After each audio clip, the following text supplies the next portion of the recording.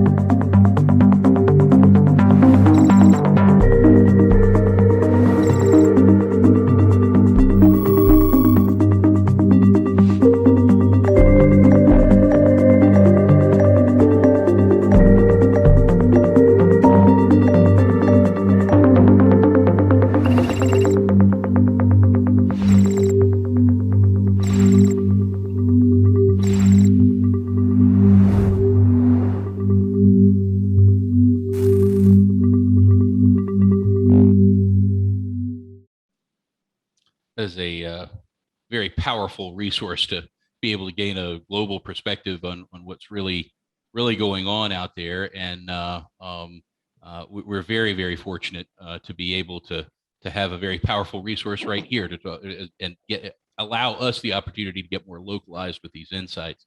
And so I'd like to invite Dr. Zachary Taylor to join us. Dr. Taylor is the director of the District 2 Georgia Department of Public Health. And despite his incredibly busy schedule, he has been a part of the Healthcare Association's previous update sessions for our community. And we thank you for that, Dr. Taylor. I know you work closely day in and day out with many of Forsyth County's healthcare providers and with our Forsyth County Emergency Services Department. But I really appreciate you joining us today to share some insights and information with our audience. So I will turn it over to you, and thank you again, Dr. Taylor, for everything that you have done in our community. Well, thank you, Mr. McCoy, and good morning to everyone. What I'd like to do today is give an update on what's going on with COVID-19 in Forsyth County. And could I have the second slide, actually? So this slide shows the sort of the curve of the case rates, and that's cases per 100,000 by week in Forsyth County. And you can see it demonstrates the big surge that we had over the winter, which peaked in sort of mid to late January with 530 cases per 100,000 at that time. Then the cases steadily went down. We reached a nadir, and we're in a very good place in the early summer. And back in the end of June, we were at 9 cases per 100,000. So you can see what a dramatic decrease that was. But then across the state of Georgia, across the nation, as a matter of fact, the Delta variant appeared, and the Delta variant was highly transmissible.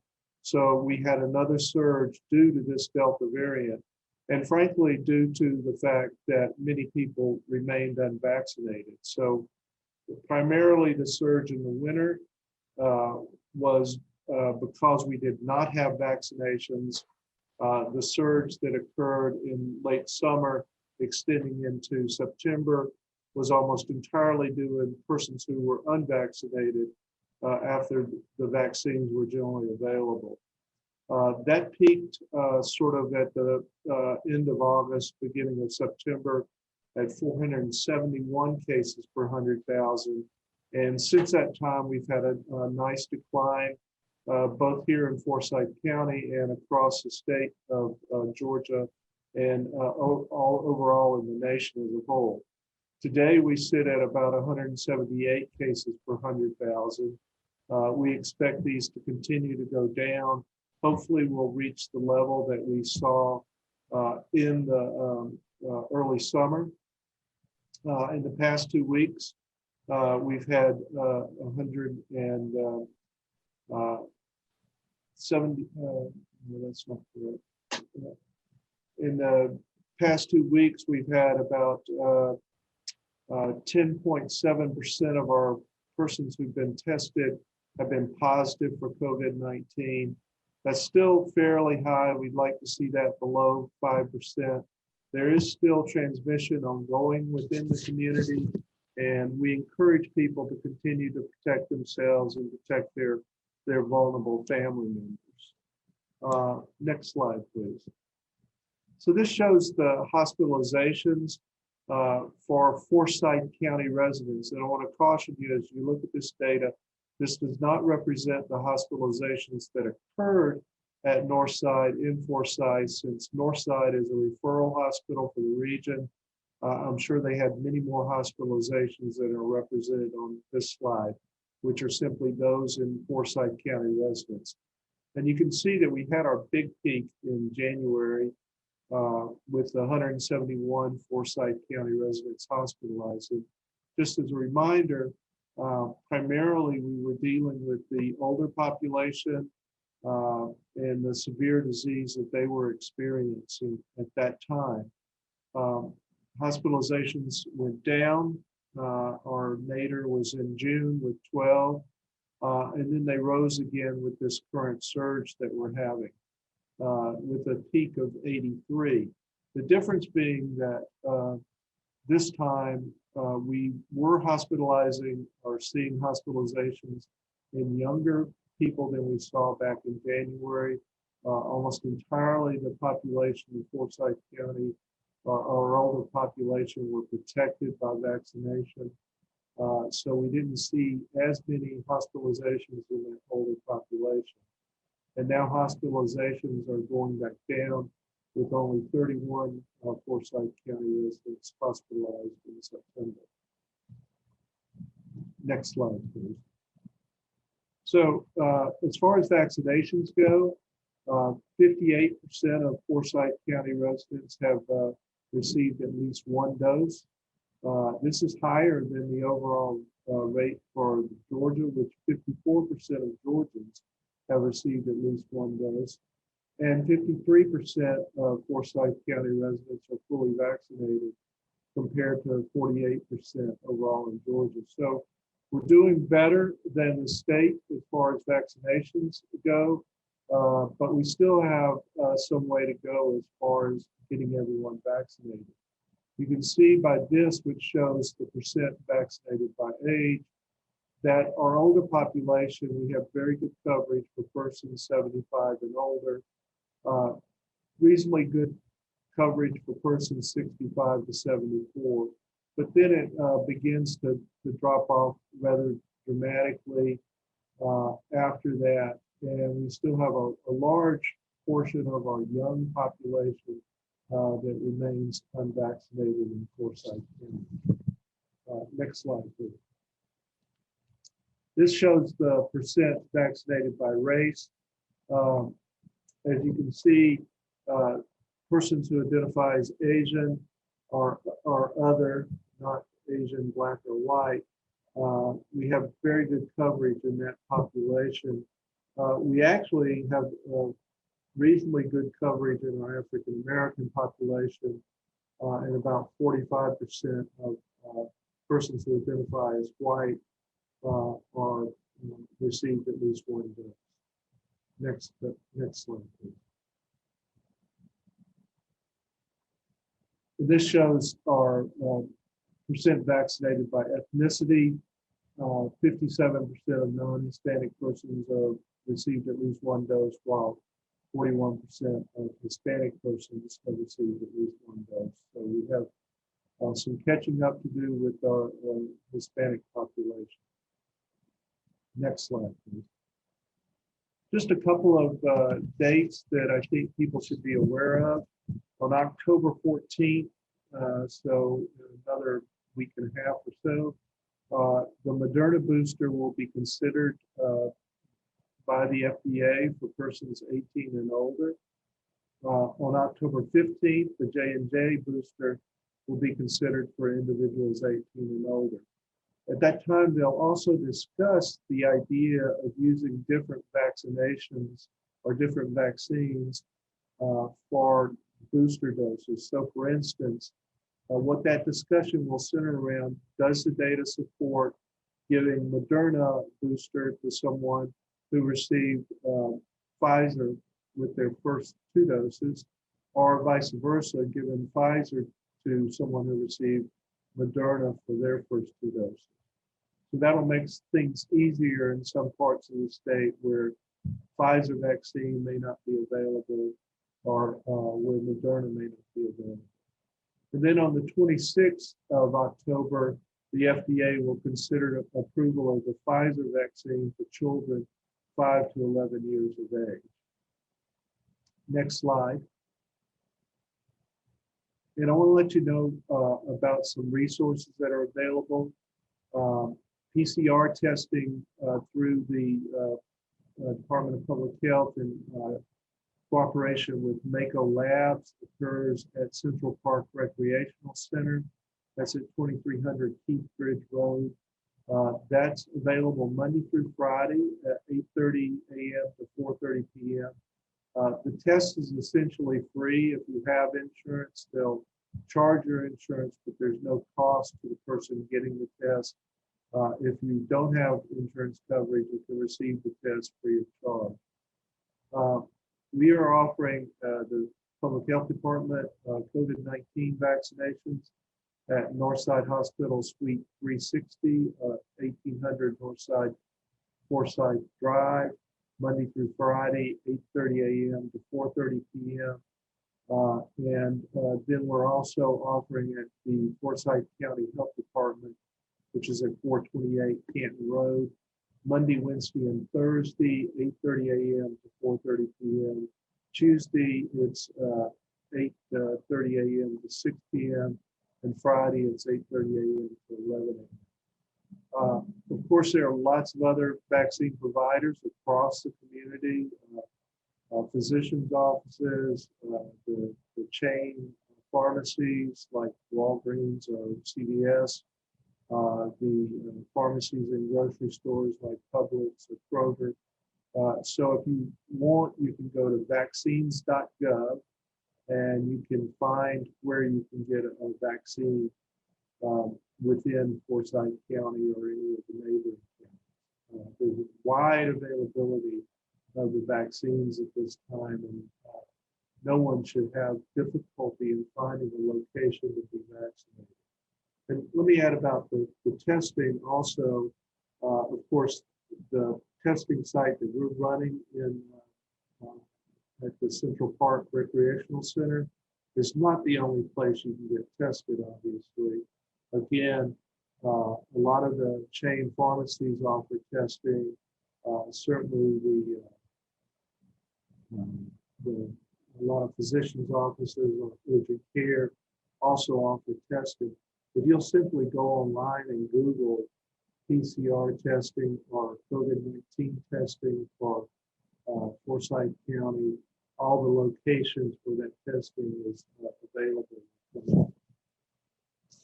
That's all I have this morning, but certainly will be available as the time goes by to answer any questions anyone has.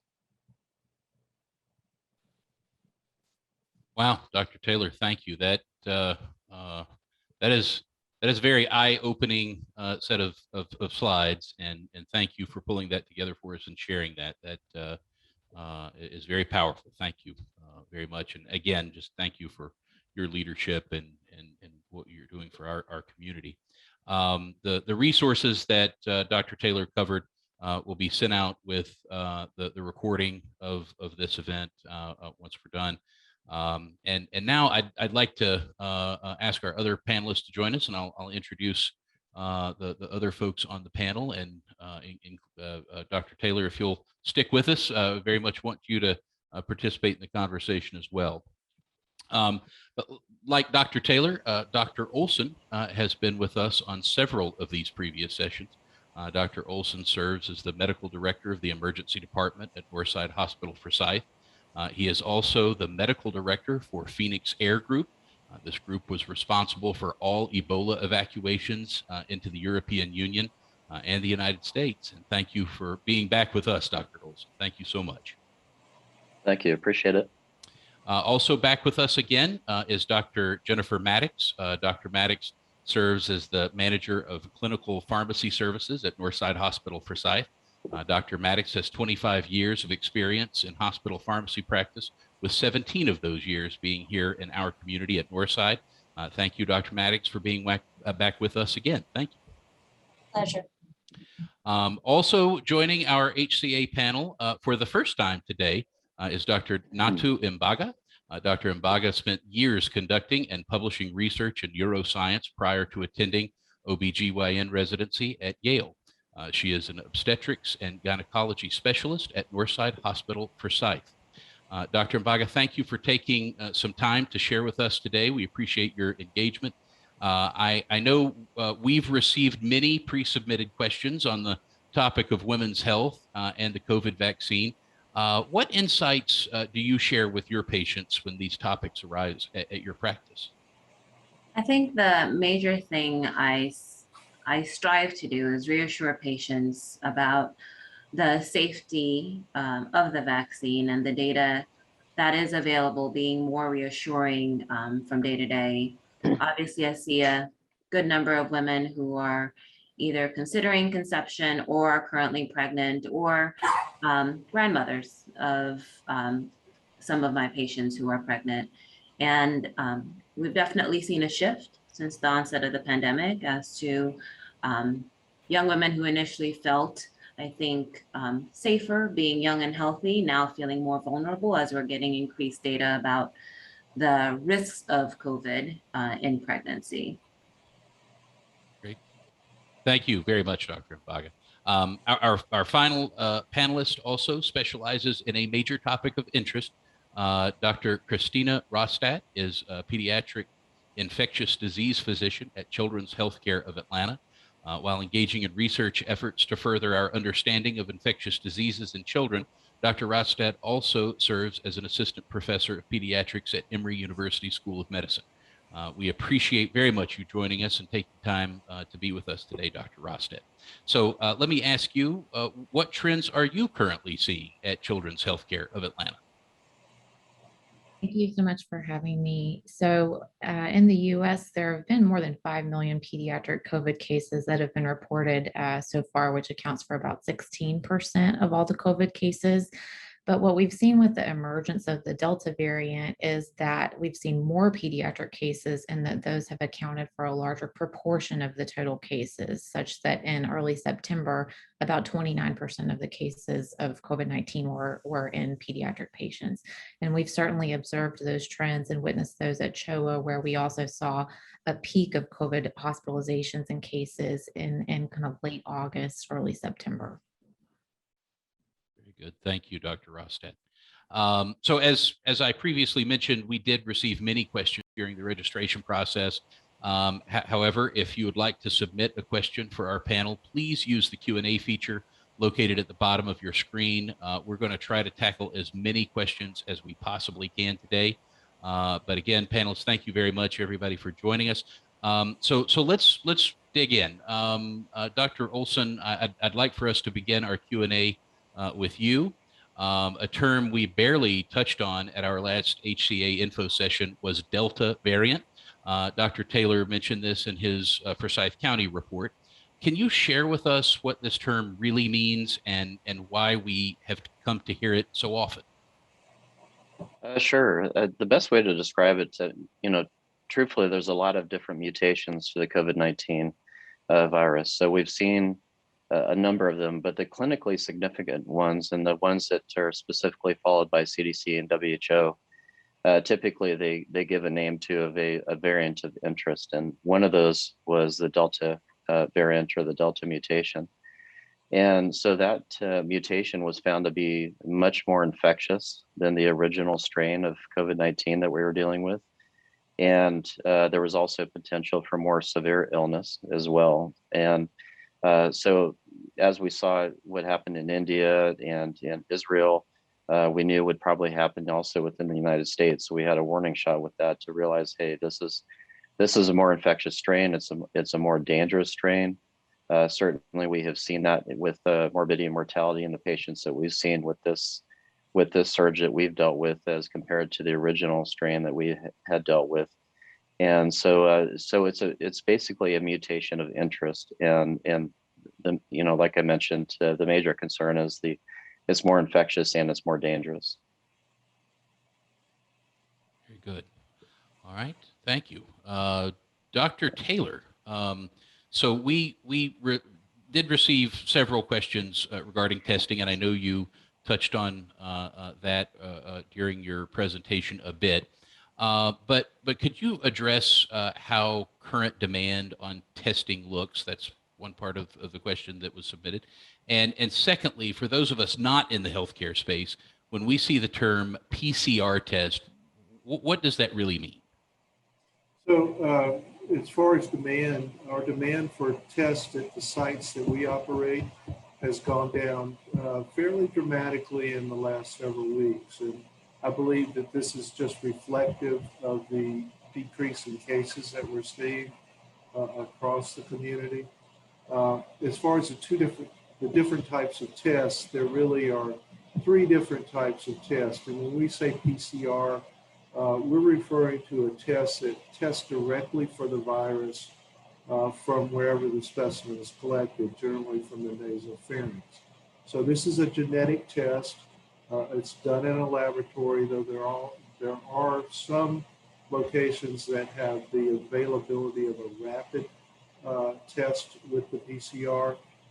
Generally, it takes 24 to 48 hours after it's sent to the laboratory. Again, at some locations, they have the ability to test do the PCR test rapidly, and it can be available in a much shorter period of time. The second type of test is what generally what people are referring to when they talk about the rapid test.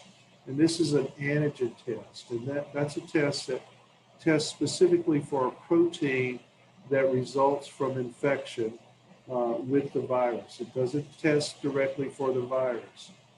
These tests are rapid. They can be available within 15 to 30 minutes. However, they probably have more false negatives. In other words, a negative test may be falsely negative in persons who are asymptomatic or show no signs of infection. They're much more reliable and precise when someone has symptoms associated with infection. The third type of test is one we don't really use commonly in practice, and that's the antibody test. And that just is a test to see whether or not antibodies are present in your blood that are specific for the COVID-19 virus. One reason we don't use that typically clinically is because we don't really know what it means clinically. It's hard to determine, whether that means, it certainly doesn't mean whether or not you're infected at the time, and we don't know enough to say that it means that you're protected from infection. It's used commonly in studies, however, to look at the levels of people who have been exposed across the community. So it's a valuable tool for study. I don't think it's a particularly valuable tool for use in clinical medicine. Thank you very much. So, kind of sticking with that topic of testing and building off of that, Dr. Olson, I'm going to come back to you for just a moment. If someone does test positive and begins experiencing symptoms, when should they go to the emergency room and seek treatment? That's a really, really good question, and a tough question to answer, quite frankly. For us, that's easy to answer from a clinical standpoint, but for the patient standpoint and somebody who doesn't have the resources that we have in the hospital, it can be a tough call. To be honest with you, I would say always err on the safe side. If somebody has a primary physician that they can contact and have a communication with, that's very beneficial, and they can also guide them based on their symptoms. On top of that, one of the things we recommend to our patients that we see that are actually discharged home is to keep a pulse oximeter at home and to watch that closely. So if that pulse oximeter starts dropping below 92, 93%, that's one indicator that they should seek help. One of the other things that's important in early access to care and communication with their provider is we use monoclonal antibodies essentially as an outpatient. So the monoclonal antibodies have been found to be, one of the only useful ways that we can treat COVID-19 in those patients that meet criteria as an outpatient to do so. And so that's why, earlier the better. Basically, after 10 days, we cannot use those monoclonal antibodies in patients, and certainly the earlier the better that we can use those. So that's another indicator that somebody does test positive to use some resource that they may have, and one of those resources, of course, may be coming to the hospital to identify if they meet criteria to be treated as an outpatient. If patients get admitted to the hospital, as of right now, they're not candidates for the monoclonal antibodies.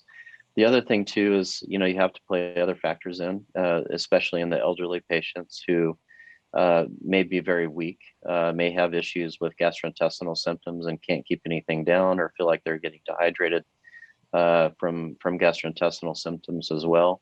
And just a general overall feeling, truthfully, you're not going to feel well with COVID-19, no doubt.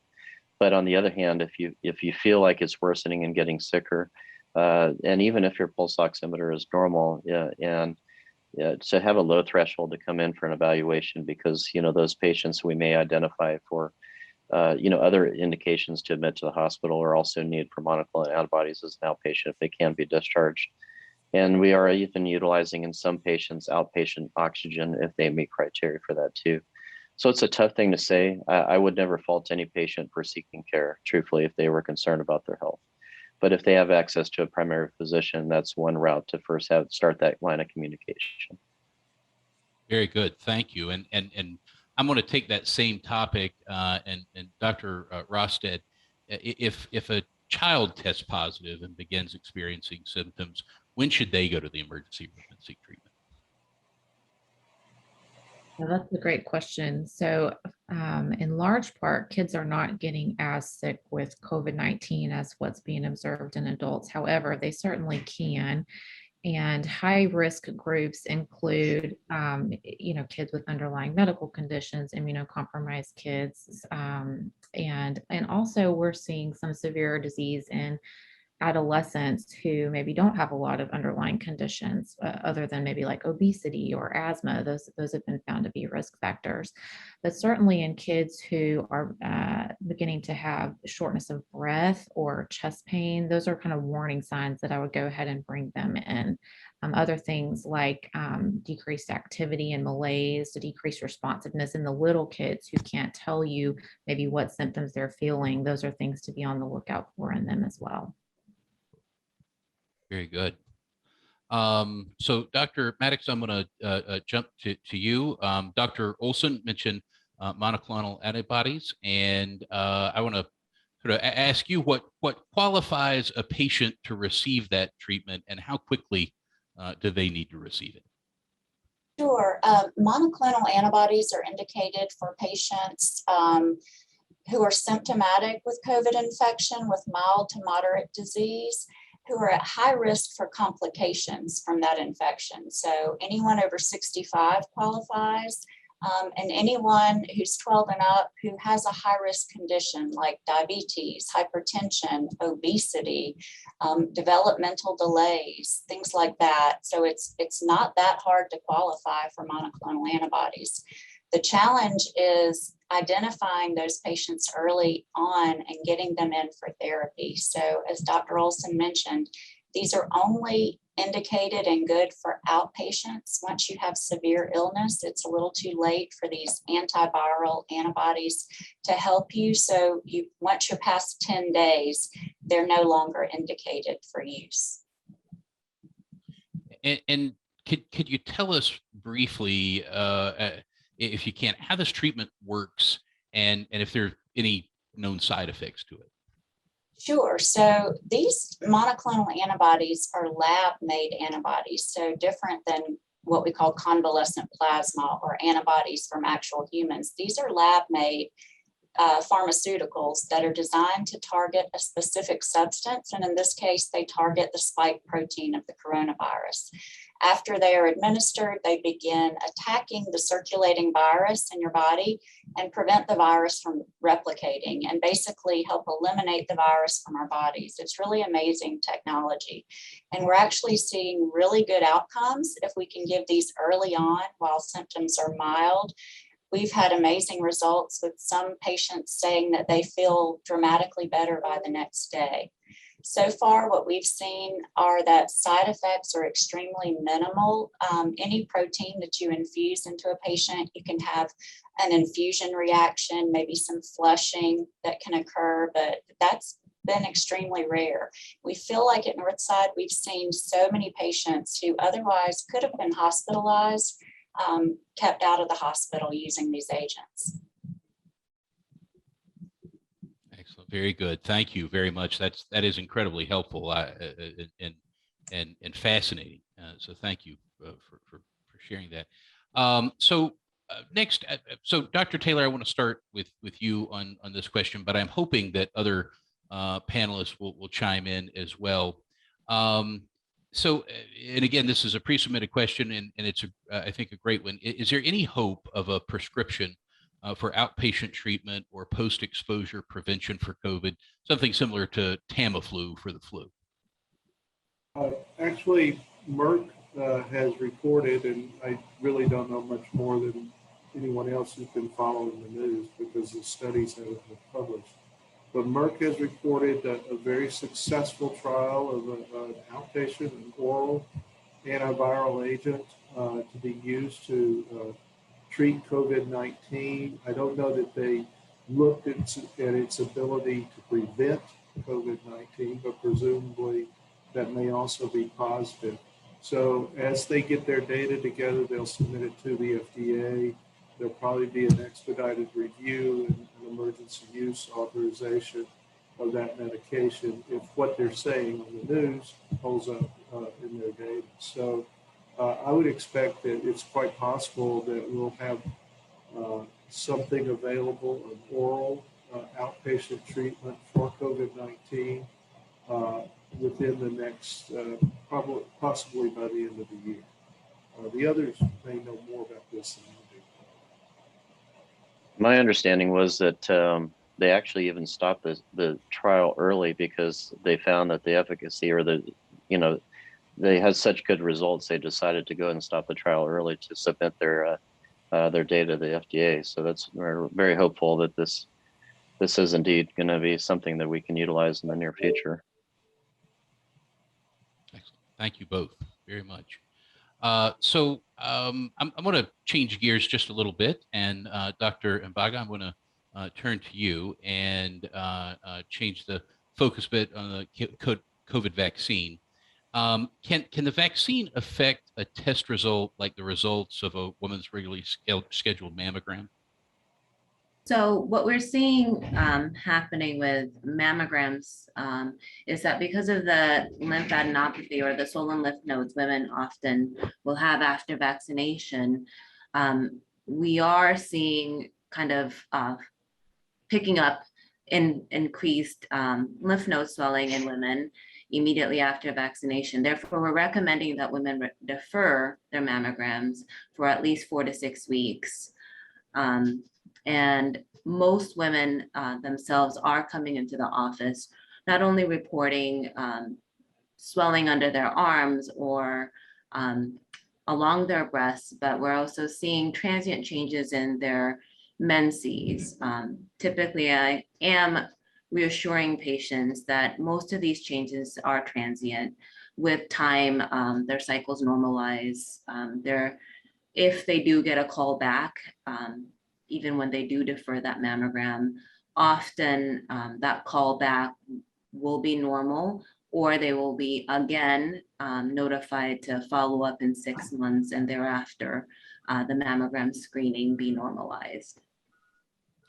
And Dr. Mbaga, can you speak to concerns women might have regarding fertility and getting the vaccine?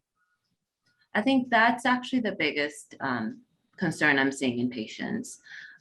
What we are seeing is that the vaccine has been fairly well tested and noted to be safe in women wanting to conceive. There are no increases in miscarriage, fetal anomalies, or women concerned about any other obstetrical issues as far as the baby. So it is relatively safe. I know data is increasing, and the more and more we're hearing, I think patients are becoming more apt to getting the vaccine during pregnancy or if planning on getting pregnant. Very good. Currently, I think last I read, I think only 30% of pregnant women are vaccinated. So we still have quite a ways to go, unfortunately. Very good. Thank you for that. So Dr. Rosted, regarding the pediatric side, what information do we have regarding the vaccine in children? And is it necessary for children, and is it safe for them? Right. So right now, the Pfizer vaccine has full FDA approval down to age 16, and then it has EUA approval for ages 12 to 15.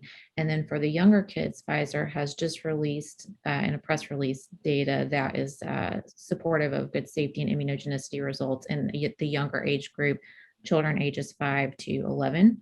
And we're hopeful that we'll see their results for the younger children down to age 6 months before the end of the year. So they have submitted their application for EUA to the FDA for the kids ages 5 to 11, and the FDA is planning to discuss that on October 26th. So the data that we have seen has been very promising for youth and young adults that have been published to date. The one concern that has arisen over the course of time is the risk for myocarditis, which you may have heard in the news. And that's been pretty extensively evaluated on a population level now. And it looks like the number of cases are about 13 per million second doses of mRNA vaccines in young adults, with a peak kind of in the males ages 18 to 24.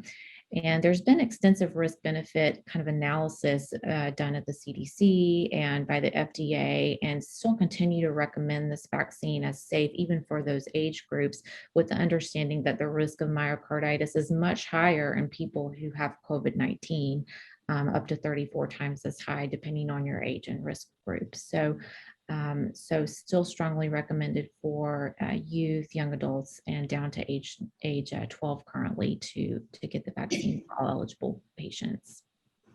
Great, thank you. And sticking with the vaccine, Dr. Maddox, if I could come back to you, how long is an initial vaccine effective in an individual? So I think a lot of that depends on the individual. So the recommendations now vary between the immunocompromised, the elderly, people with high risk of infection. We know that we should have good immunity for about 6 months. However, we are seeing a little bit of waning immunity, especially in certain populations after that time frame. Latest report was that Pfizer was 90% effective against severe illness now 6 months out, but only 50% effective against symptomatic COVID.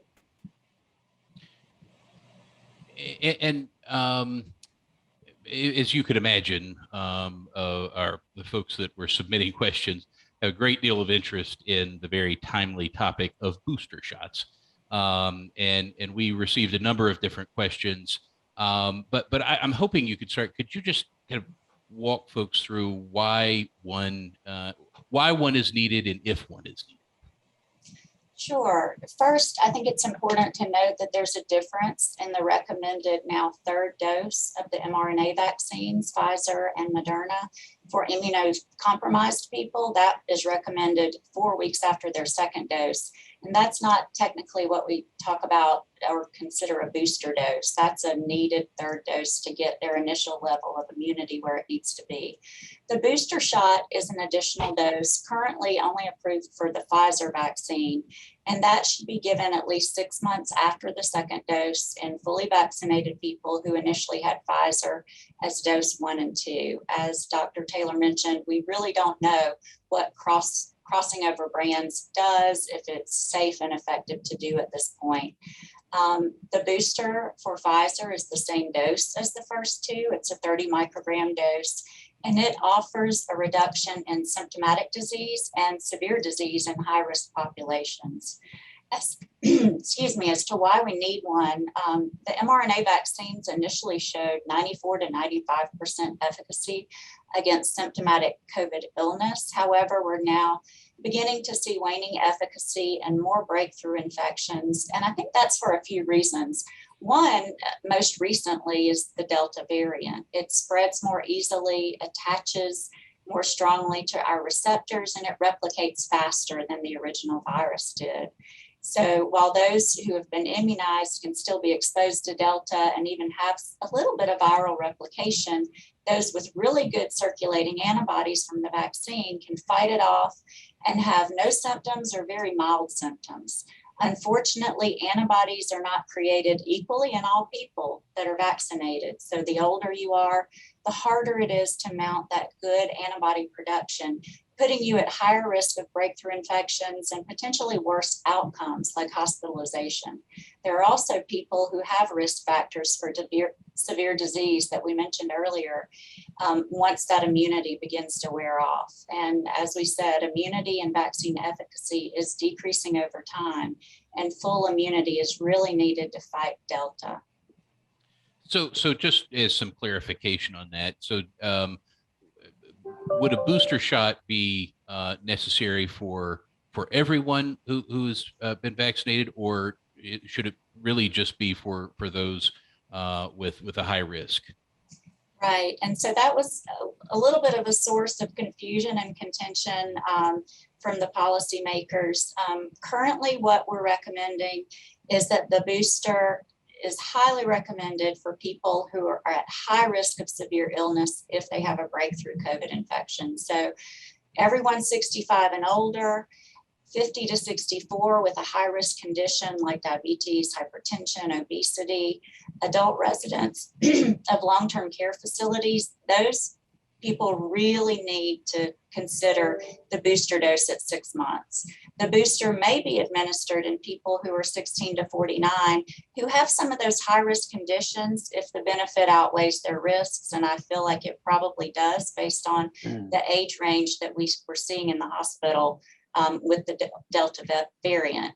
And then finally, for those who may not be at high risk for severe disease, but they have a higher risk of exposure to COVID, a higher risk of mild infection, loss of work, and the possibility of transmission to other close contacts. And that's been defined as your healthcare workers, your teachers, first responders, people who have lots of face-to-face interactions on a daily basis and could potentially miss work or be sick from exposure. Very good. And actually, Dr. Taylor, this may be more for you, although certainly I'd welcome anybody to respond. But and I know you mentioned it, Dr. Taylor, in your opening remarks. But in terms of the rollout of the booster shot and how that, what can people expect? Is this something they go to their doctor's office for? Is this or the clinics? How will that? How do you anticipate that working? So the booster shot is widely available at all locations that give COVID-19 vaccinations. Certainly, you can walk into our site that we're operating at the Northside Hospital, or you can walk into the health department, and if you're eligible, receive the booster shot. That's also true for doctors' offices that offer COVID-19 vaccination, for the chain pharmacies that offer the COVID-19 vaccination, and the pharmacies in the grocery stores like Publix and Kroger. So people should be able to receive it at any of those locations. Great, thank you. If they, with the caveat that location has Pfizer vaccine, and I would call first to check.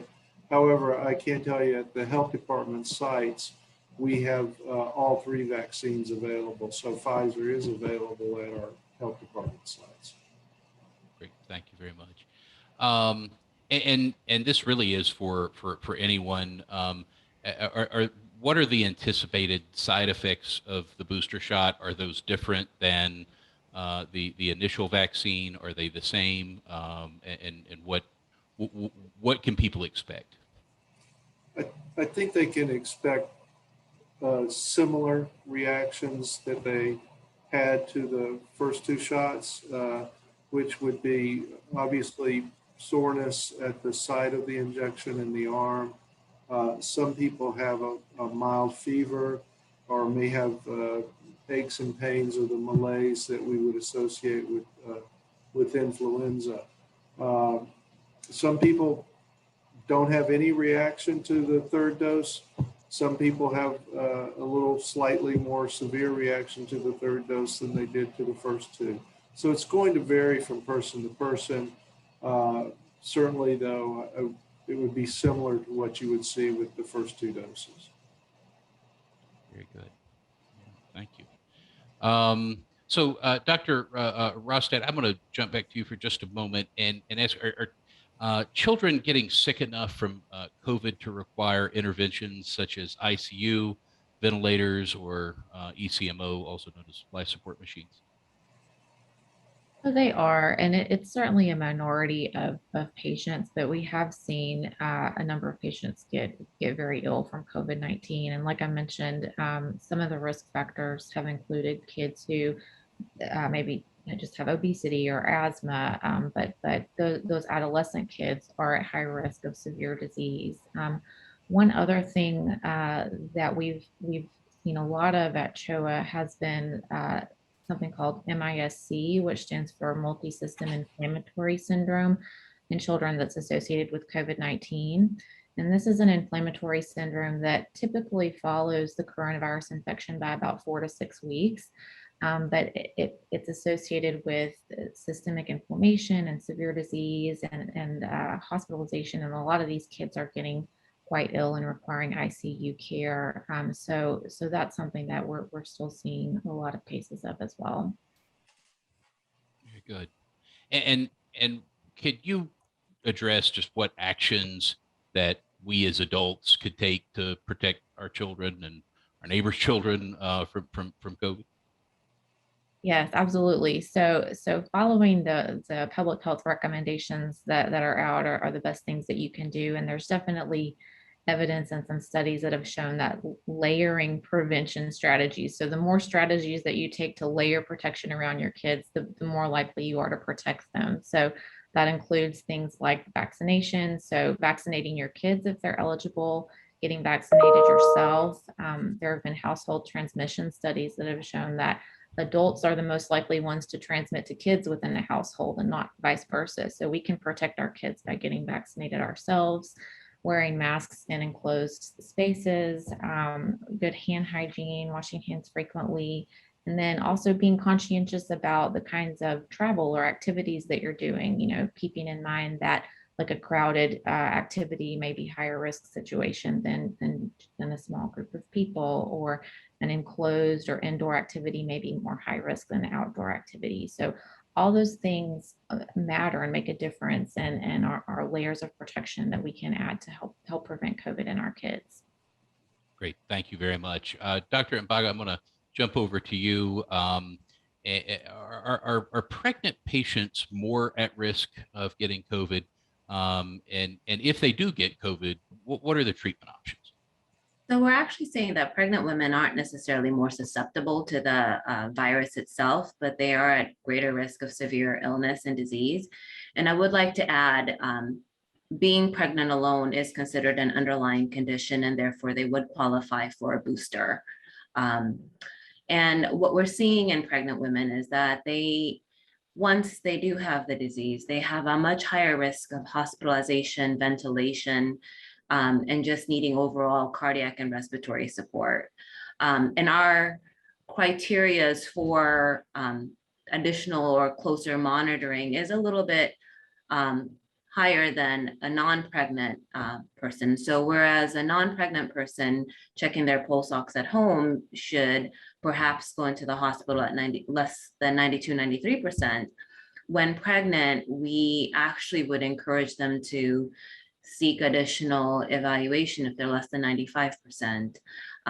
Obviously, the additional human adds a much greater toll on that patient, and that decreased oxygenation can impact the baby. And what we're seeing is in pregnancy, that virus itself increases their risk of things like preeclampsia and pregnancy-induced hypertensive disorders that can have far greater impact in their obstetrical outcomes. So we're seeing higher rates of preterm delivery, most of them being iatrogenic, meaning we are delivering them because we have to, especially if maternal illness is severe, and higher incidence of cesarean sections. And in rare cases, because COVID infection does increase the risk of blood clot formation, higher rates of clotting disorders. And so I think it's important, while we continue to have the dialogue and discussion regarding the safety of the vaccine, we not forget that the risk of the illness itself and the virus in pregnancy is far greater than anything we're seeing from the vaccine. Very good. And sort of broadening out from that a bit, are you recommending that your patients receive both a flu shot and a COVID vaccine? Yes, so we are recommending that you continue to get all of the recommended vaccinations during pregnancy, which do include the flu vaccine and the Tdap vaccine in the third trimester. And the timing of those vaccinations doesn't matter. You can get all of them at the same time. You may have sore arms, but there are no other issues related to concurrent vaccinations. Very good. Thank you. So, Doctor, speaking of that, Dr. Maddox, if I could jump over to you for just a moment, can the flu shot and the COVID vaccine be received at the same time? Absolutely. You can receive the COVID and the flu vaccine simultaneously if you want to. Certainly, if it's more convenient, I would advocate for doing that.